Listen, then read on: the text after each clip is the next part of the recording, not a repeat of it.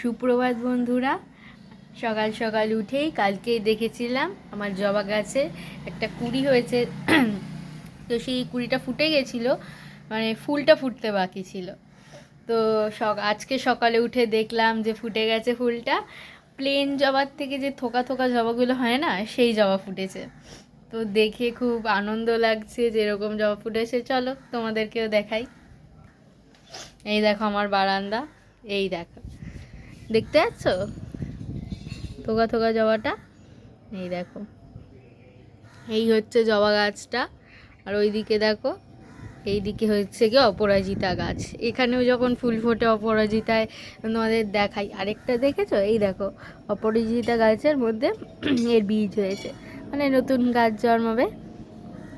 আর এইগুলো হচ্ছে গিয়ে সেই পিঙ্ক পিঙ্ক ছোট্ট ছোট্ট যেই ফুলগুলো ফোটে না, ওই ফুল। খুব সুন্দর জানো তো, দেখে খুব ভাল লাগছে। এটা আবার কি গো গাছের মধ্যে? বাবা কি সব জিনিস গো, জানি না। ঠিক আছে। আর এই দিকে দেখো, এই দিকে হচ্ছে কি আমার স্নেক ট্রি। দারুণ। কিন্তু এই ফুলটা দেখে আমার খুব ভাল লাগছে জানো তো।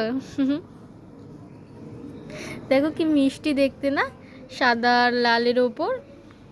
খুব, আমার তো খুব ভাল লাগছে।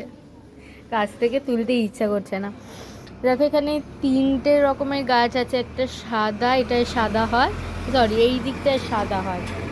আর এই দিকটা নর্মাল যে কালার, এই দিকটায় ওই হলুদ হলুদ হয়, আর ওই দিকটায় লাল হয়। আর এই দিকটা দেখো নতুন ছোট্ট গাছটা গজিয়েছে, দেখো একদম এদের থেকে ছোট হাইটে। দেখো এই গাছটা নতুন হয়ে এই রকম জবা হচ্ছে, কি দারুণ দেখতে পেয়েছো?